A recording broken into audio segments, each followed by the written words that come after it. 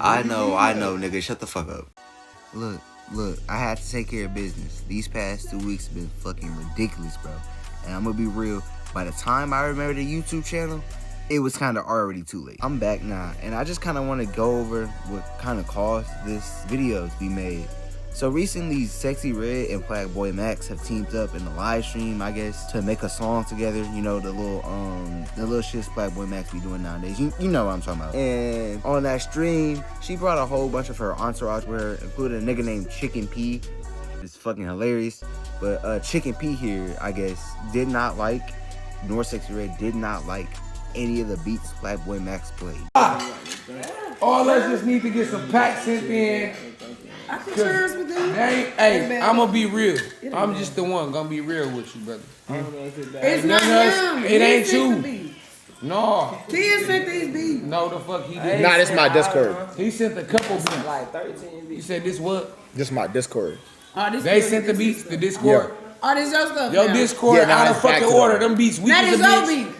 I ain't gonna lie. You gotta listen to. You gotta listen to. Send them fire. It said what? Send them fire, nigga. You gotta. I'm gonna be the one to say it, nigga. And I don't give a fuck. Still kill me. And then that kind of got me thinking, you know, I don't fuck with any of these street rappers, and I feel like that whole incident is kind of the reason why.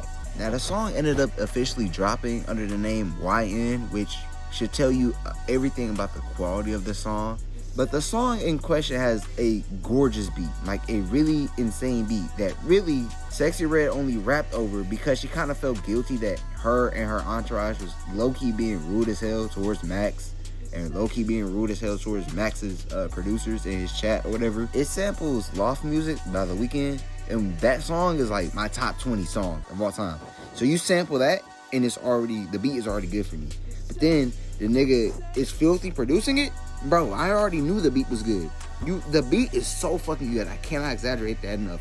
And this nigga Sexy Red begrudgingly rapped over it. Now, I don't sit up here and say that just to mean like, oh, every rap should be, you know, meaningful. Everything should have meaning to it. That's not my message to it. I don't think like every artist should sound like a Kendrick Lamar, or God forbid a Dutie. But I feel like the niggas who should be rapping are niggas who actually care about the art and actually, you know, give a fuck about what's being put into the art, instead of it just being a quick way to get a couple bands and just calling it a day.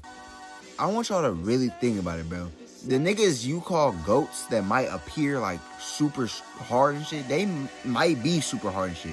Matter of fact, we'll just say that. We'll assume that every bar that they're saying is real. We'll assume that everything that they describe about in their songs is a real lifestyle they have to go through.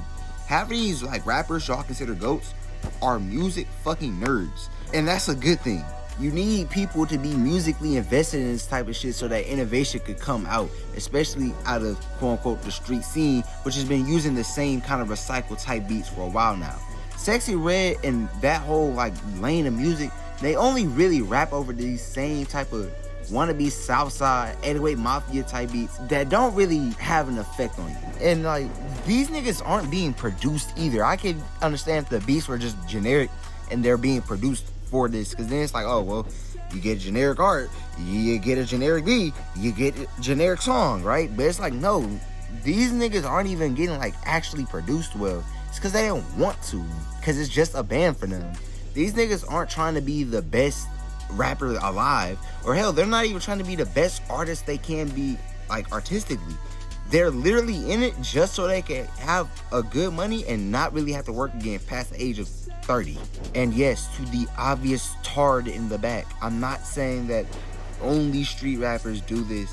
I'm well aware that there are people who hop on Carti type beats or Yeat type beats and just do the exact same thing, just punch in a quick couple bars and wait for the money to roll in. I understand that. But it's a lot more common for that to happen with a street artist, quote unquote, than someone who actually pays attention to the shit Yeat does in his songs to make Yeat good. You feel me? Deadass, bro. I think the last couple of street rappers in like recent memory I can think of to actually care about their art and put something in, have a sound they want to go for and their music and shit, is Youngboy, Jaydes, you know, maybe fucking Lil Durk. And as much as I don't like that nigga, like I really don't like that nigga, Rod Wave. That isn't to say that people who do this are automatically good or that they're automatically just goated. I literally just told you Rod Wave does this, and that nigga is fucking terrible. Argue with a wall. But it's a lot likely that an artist is gonna be good if they actually care about the shit they put out. You're not always gonna get a Glock 40 spaz who just raps, just be fucking rapping, and turns out that nigga's actually really goated, and it took that nigga getting locked up for him to realize that. And yet somehow, you niggas continue to eat it up regularly on a daily basis. Like, I remember when Baby Kid was first making his rounds on like Twitter and shit, and a couple of my homeboys from school like tried putting me on a Baby Kid, like I wasn't already hip to that nigga.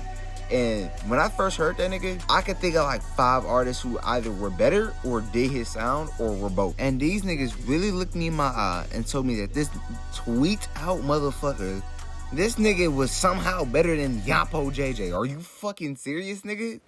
Don't ever do to my nigga like that again. Yo, no homo. These niggas aren't doing anything new or original or trying to be anything about themselves. Their whole kind of like vibe is just that they're street and they really live that struggle and shit. It's just a whole bunch of trauma dumping on one another, or just a whole bunch of unnecessary violence against one another when it's nothing ever fun or interesting or both. And then these same niggas will sit up here and be like, oh man, music back then was so much better. Music back then was just better, man. Our music not nowhere as good as the music back then. Like, nigga, what the fuck are you talking about? It's because you listen to these whack-ass niggas, bro. Please turn on some shade. My ass posted up in the crib listening to Glorilla and Lil Double-O and shit like Ivy's ain't dropped a tape not too long ago. What the fuck wrong with you? So many genuinely talented niggas out here who ain't getting the recognition they deserve. And your ass sat down and turned on some Boss Man D-Lo. Yeah, I would think modern music sucked too. The hell? No. Why that nigga Boss Man?